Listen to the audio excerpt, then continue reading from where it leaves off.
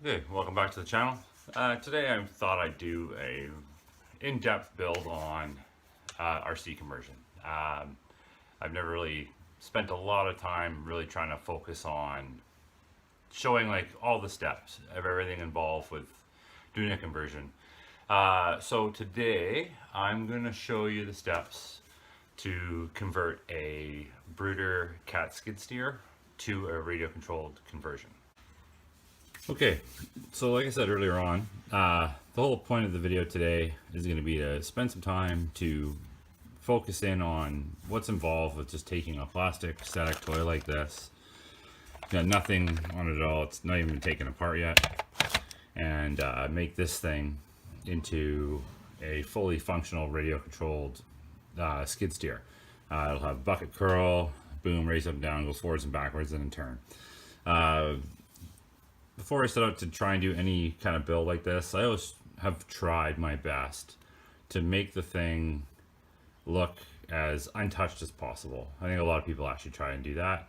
I've been doing this for 4 years or so now, and that's always kind of been the premise behind it, as much as I possibly can. Sometimes there's certain things that may be unavoidable, but the goal is always to try and make it look like the toy to some degree. And because they're a nice looking model, so if you can kind of keep them looking close, then why not, right? It looks better in the end for the overall finished product. So speaking about it, so I would take the whole thing apart. You'd find all the tabs. Sometimes you gotta drill some tabs out, sometimes you gotta get a flathead screwdriver in there and start prying tabs out. And to start off with it, I'll just try as a starting point to look for any tab I can find, really. And as soon as I've located a tab, then I'm going to start working on prying it apart to help pull things out, because sometimes on these conversions there's tabs inside that you can't see, and so to get those parts out you have to pull other parts off and all that kind of stuff. So this isn't the first one that I had. I actually have one that I had opened up from something else. So I'll just grab this one. So you can see in terms of the tabs, you have to take certain tabs off to get to other tabs. Tabs up in the back, up in there, tabs there. And that'll help you pull this piece off, help you pull that piece off there so you can access the whole entire build. And once I have things opened up, then that gives me a point where I can actually start measuring what kind of components and stuff like that I would want to put into a build. There's quite a lot to involve with one. If you're not really familiar with one and it's your first time, the first thing to do is, I would say, is just buy the model and open it up. Once you have the model opened up, that gives you all the sizes and things like that you'll need to work with. That'll help you in selecting what kind of components you're going to put into the model. When I first bought one of these ones, it was fully converted, and I didn't really know a lot about what certain motors are capable of, and what kind of motors maybe I would have preferred to have versus what I got, what I didn't know. So there's kind of a little bit of expectation involved in it too. Like, what do you want to get out of it? Sometimes you can expect to get something that's maybe hydraulic power, but it's electric. So sometimes you can't always get maybe what you want out of it with what it can fit in it, for example. I'm not saying there aren't hydraulic skid steers out there, because there are, but I think I've found electric to be pretty sufficient for it as well. I have one that I started, and I'm going to kind of jump ahead a little bit into it. So I'm just going to end this clip here, and then I'll grab the model and I'll kind of show you where I'm at with that one so far, and as well as why I've chose to use certain parts in the conversion the way that I'm going to do it. Let's just touch in a little bit on what kind of power sources you could potentially use for converting something like this over. There's all kinds of different stuff, really. The two things I'm kind of most familiar with, really, that I would probably be my go-tos are either a little servo like that, or potentially a little N20 gear motor like that. It's kind of interesting because on this one I'm kind of going a little bit against what I'm going to say now, but for reasons why I'll explain a little bit later. I'm a big fan of servos for wheel power. When I started doing this kind of stuff in the hobby, I bought I bought a Magnum skid steer, and it was powered with these guys here. These motors are 100 RPM 6-volt little N20 motors. Personally, for me, and again, it's kind of be a little bit contradicting where I'm going with this, but I really was not a fan of these. And the reasons basically were that at the time when I got the model and I went to play with it, not knowing a single thing about electronics or how this stuff worked at all, I put it in the ground and it just sunk straight into the ground, and I was just kind of heartbroken because although it was, you know, for if I was in Europe, it cost me 450 euro. You know, maybe it would have been a bit easier to soak up the cost, but because I'm in Canada, it was about 750 bucks, 800 bucks or something like that, with 2 batteries, a charger, the model, the conversion. It was quite a lot of money. And when you compare, you know, $800 to, like, say a 110 scale crawler you can crawl up a mountain with, you know, this thing was getting sunk down in gravel, you know, so I was pretty bummed out about that. At that point then, when I started doing some builds, I finally had spoke to someone. I did my track loader. The track loader I did was one of the earliest builds I did, and I ended up using the CR 2645 CRH continuous rotation servos for that, after I had another bit of an experience with the Sabertooth 2 5 amp speed controller. That also went weird on me, so I had a lot of learning curves when I started off with things, and I eventually talked to a fellow online who's a great builder, and he actually was the one that introduced me to using servos in the skid steers. He mentioned to me, you know, you can modify a servo for continuous rotation, and the power that it gave was absolutely amazing. It blew the little N20 motors away, like, by miles. I was ecstatic with that. It didn't get stuck, and I did that in a Delta skid steer, and that thing was really good. It had a lot of power, and I really liked it. The one thing about it was, for me, was that I had a lot of issues with the tracks kind of slipping. When I turn, dirt would get kind of caught between the sprockets, so I just have to pick it up and kind of clear the tracks, which became a bit annoying for me. And that was kind of the one thing I really didn't like about the Delta conversion that I did. Apart from that, I was quite happy with it, but eventually I ended up taking it apart, and I decided that after clearing the tracks for far too many times, I just kind of got tired of it. So I pulled all the parts. The thing's actually upstairs, and I have all the servos and stuff for it. This was the right front continuous rotation modified servo for it I had. Yeah, this was a modified one. So tons of power and really, really nice. So I quite enjoyed that.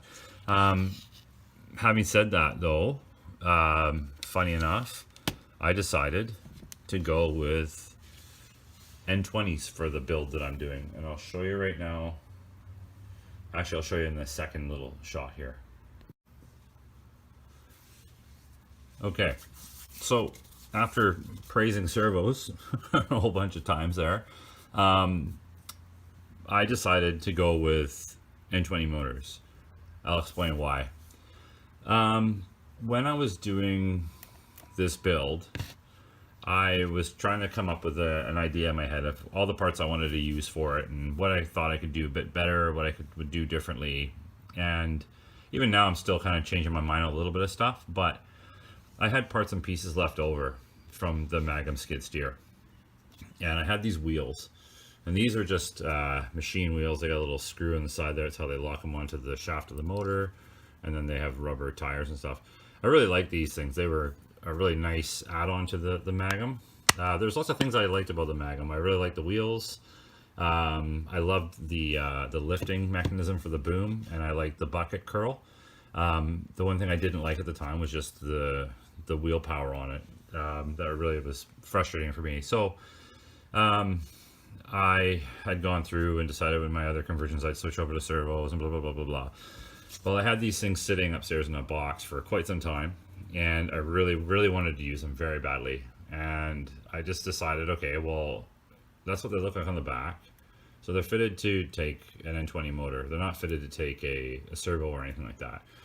So I sat down and said to myself, okay, well, I'm going to fix these things to servos.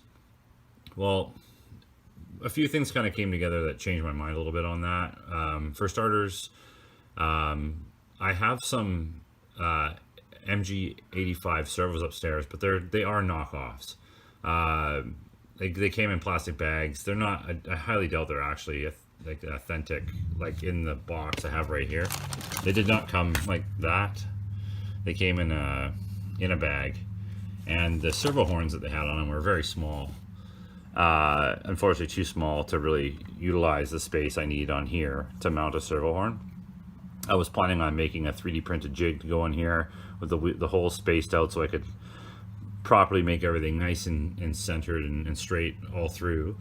And I sat there and I hummed and hawed on that for quite some time as to what I should do. I was thinking about, I could try and use these holes and drill them all out to fix a servo horn onto them and put hardware in there. And then at one point I just kind of started to think to myself, man, this is really getting to be more than I want. I had this one servo horn left over, which will fit, I think all high-tech servos, I do believe, will fit all horns will fit all high-tech servos. But I was trying to find servo horns, and I was finding that to be quite a process and an expensive one at that too. So I just kind of decided, well, maybe what I'll do in this particular instance is I'm going to use N20 motors like are in here.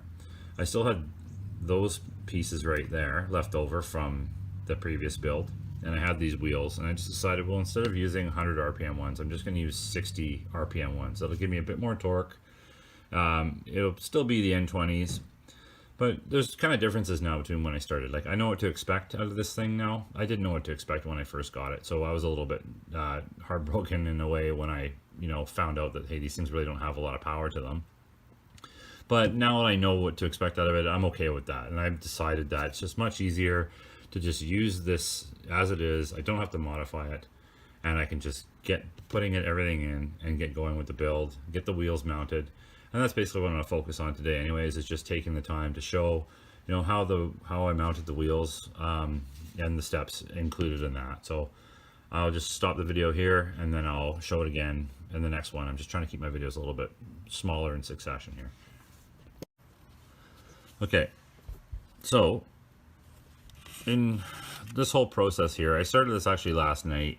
Had a little bit of energy later on in the evening last night. So basically what I did, and I had to do some tweaking on these, quite a bit actually last night. So initially what I did was I kind of looked at where these were going to sit.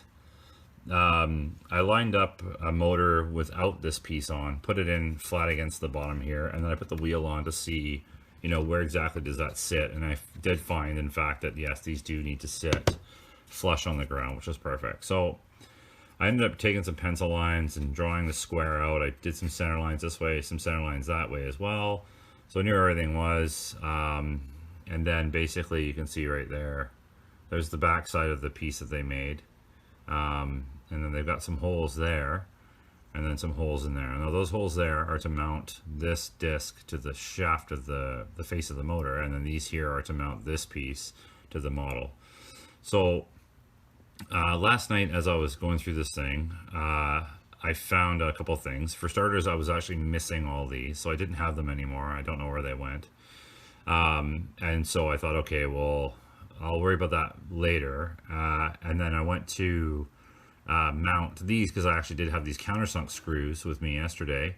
Now this is kind of a bit of a nuisance, because once I got all these holes all cut out and marked and drilled and all in place, which took a little bit of time because I was going at a nice pace with it. I ended up finding out that, oddly enough, and then I didn't realize this, or maybe they've done something to it. Either the people at Magum had actually taken these motors, I don't know if you can see it or not, but you see those holes right there that are open. Those are actually 2mm holes. Now, every time I've looked at a spec sheet on, oops, daisy. Every time I've looked at a spec sheet on these N20 motors, it always shows the holes on the face of that as 1.6 mil. And so last night, as I was about to mount these onto the skid steer, it would not thread in. I thought, what's going on here? And then I realized that actually they're a different size. So at that point, then I realized, okay, well, I'm gonna have to do something to make that work.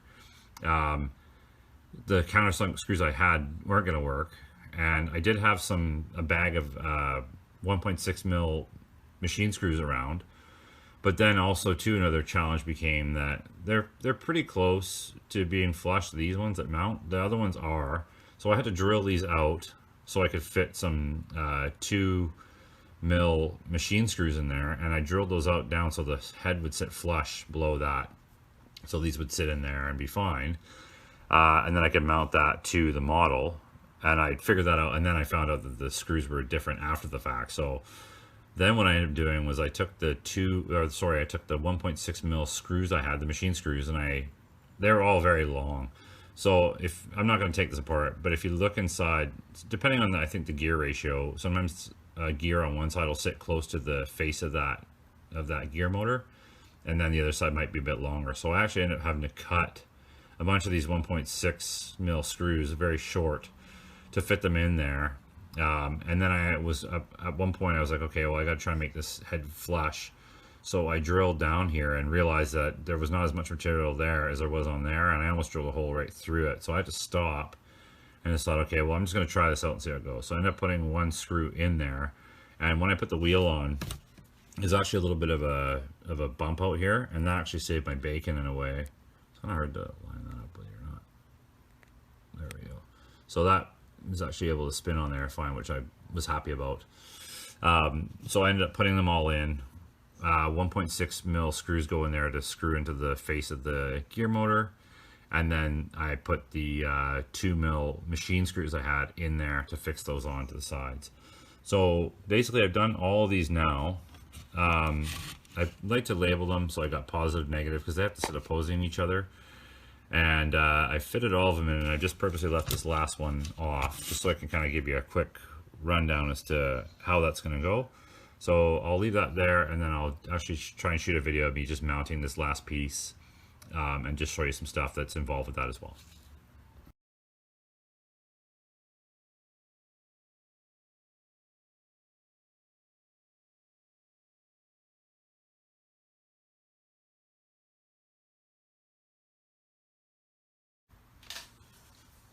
Okay, now that's finished up. That's good. So yeah, it's hard to see. You might be able to see it or not. I think it's this guy here. Yeah, this motor right here. There's just a slight gap right on the bottom there. These others are all sitting flush.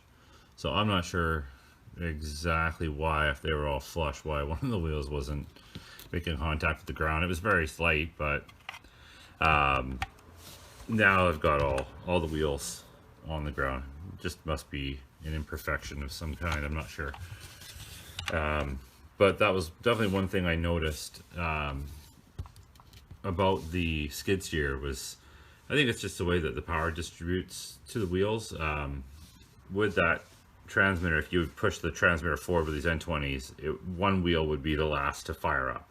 Probably just the way it's being distributed, but I kind of wondered maybe if one of those wheels was not fully touching the ground, it would have been spinning while the others were making contact, and it just would have been a little bit wobbly, but now it's nice and stable on the ground. And I always like to throw the cab on there just for looks anyways, makes it look a little better. So yeah, that's kind of where I got right now. So I still have a lot of work to do. That's the bottom of it as it stands right now. So I've got the wheels mounted, which is basically what I wanted to show for this episode of it. I'm probably going to maybe double up to lock those on. But I'll put another backing nut, 2mm backing nut on each one of those screws. Those screws are M2 by 8mm long. You can see sticking out there. So I've got that all there, and yeah, that's kind of be it for that. I will just kind of go over a couple other things though. You know, it's kind of tight. I've got some space in here for basically most stuff. Highly likely that piece there might get cut out. I'm not sure yet. This is going to be a fully N20 gear motor powered build. There's not going to be any servos in it, except, now I say that, I just remembered something. Because it's pretty tight in there, and it's kind of, it's hard for space. One thing I could do to help save some space is put a servo for the bucket. I might do that. I'm not sure. The reason for it is that the ESC is inside the servo. So I would just have a wire running under the arm back, and that would save me quite a lot of space.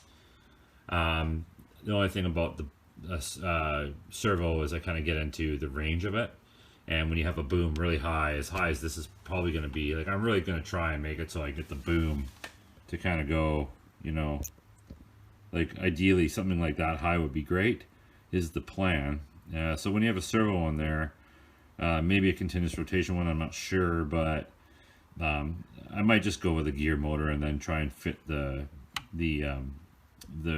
find a space to put another ESC.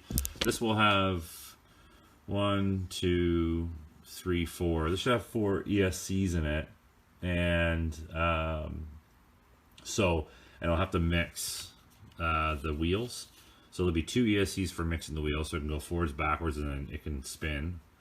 And then I'm going to do 2 N20 motors for the boom, but I'm going to tie them together with 1 ESC because I want them working simultaneously to lift that up. I'll see how challenging it is to get those to work at the same speed, lifting up and down.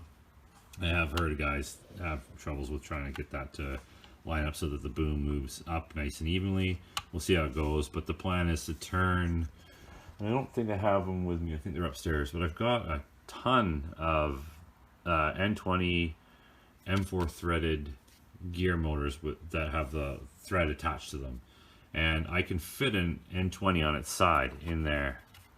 So I've got a bunch of brass tubing up on the wall up there, and the plan is I bought a bunch of these M4 threaded nut inserts, and I'm going to just thread, put a nut insert onto some of the brass tubing. I'm going to make a little cylinder arm to go into there, from there, and the same on the other side, and that should be able to give me the lift that I want. I don't want to use the servo for the boom. I think I did say before that I find it just to be very, like, it's responsive, but it's very responsive. I've done a little bit of skid steer work, not a ton, no pro on one by any means, but I can operate one, and I have found that, you know, in a real skid steer, if I put the pedal down on to lift the boom, and you're very fast with it, it's quite clunky. Now, I'm not saying it's the same thing, but in a way it kind of is. Like, if you're very rapid with the stick of the controls, it'll move this thing up very quickly, and it's just unrealistic and very jerky. I'm thinking that the gear motors are going to give me a little bit more smooth moving, and it also just hold kind of better. Sometimes servos, I get them to be a little bit jitty, they're a little bit kind of shaky, you know. Anyways, I think gear motors would be the way to go for that, and I really do think a gear motor would be the easiest way to go for the bucket curl, because I'll be able to get a nice range of motion if I can get this thing to go up really, really high. But I just kind of thought it'd be kind of neat to do a build that was all gear motored and see how it performs. I mean, the whole objective is to have something that I can use. I really wanted to utilize these wheels again and get them going. Oh, I just realized I got the treads around backwards. I'll have to fix that around. I just wanted to utilize what I had. Those wheels are really nice. I think this is a nice skid steer. I did do a Bobcat version of the one I have upstairs, and I just regretted painting. I thought it looked really ugly. I never did really like the look of it. So The plan's going to be gear, motor, everything pretty much, probably, unless I get really tight for space. We'll see. It's got a decent little bit of weight to it already with those wheels. That's another perk to this thing, is that those wheels give it the weight that it needs, especially in the front. And I'd love to try and stuff an ESC up in there if I could, to hide one. But I'm thinking that actually also would be a nice little spot to slide up a couple of lead wheel weights into there as well, just kind of give it a bit of weight in the front. The mechanism I'm going to make to lift the boom is going to be made out of metal, which is going to give it even more weight in the back. And these things are kind of tippy, so as much weight as I can kind of put up in the front would be helpful for it. So yeah, that's going to be the plan, really. So today's just going to be the wheels. I'm pretty happy with that. I got a lot of trimming to do on the bottom plate. I got a couple of these laying around, but this is just kind of a dirty one. But I pretty much got to cut all that stuff out flush with this, I think, so that can sit back on there. I'm also going to have to figure a way to mount that on there without having a bunch of screws sticking out too much. So I'll have to figure something for that. But yeah, for now, I'm happy I got the wheels mounted. I might, off camera, make a little attempt at just seeing if I can get these things hooked up and get this thing driving today. If I do, I might throw a little quick video on the end of it, but I think it's going to be a good way to go. Again, motors are 6-volt, 60 RPM N20s. The reason I chose them over servos was because I have these wheels left over from the original Magnum, and I really wanted to use them up, and they're nice wheels, give it weight, and so that's kind of why I went against my usual servo way for that. And then I've got a bunch of gear motors upstairs too. I'm going to use this thing on the track. It'll be getting used over there at the little plant I made, and I've got some other things coming down in the future there, over there, I'm going to need this thing for. So it'll definitely be a well used piece of equipment to have on the track, and I'm looking forward to getting it finished up and built, and then I can go into another thing. So thanks for checking it out. That's kind of a little bit more in depth than normally what I usually do for doing builds. I don't really kind of talk about stuff too much, but yeah, I thought I'd kind of try and get into it a little bit more and show what I do, what I think about, and how I get to the stages I get to with them, and all that kind of stuff. So thanks for watching. Appreciate it, and yeah, see you on the next one.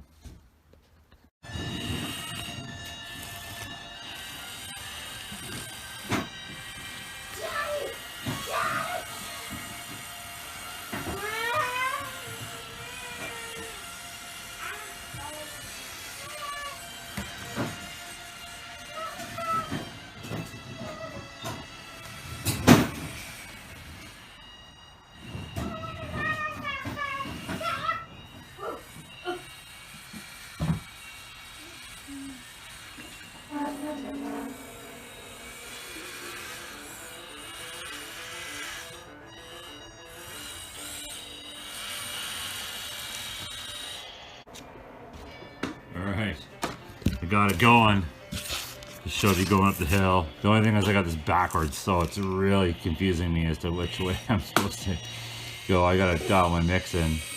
Normally I'd go forward, that's turning, so it's all twisted up, but spins. Happy with that. It's got its guts hanging out the back as well, so I really gotta dial that in, but it went up the hill there, which is great. So I'm super pumped on that. So yeah, today is a great day. Got this little guy up and running, and love it. I'm super pumped that it went up that little slope there. It'll be a lot better when I have the bottom piece on. Right now it's just fully open underneath and dragging its guts up the hill, so we'll have to fix that up. But yeah, right on. Great.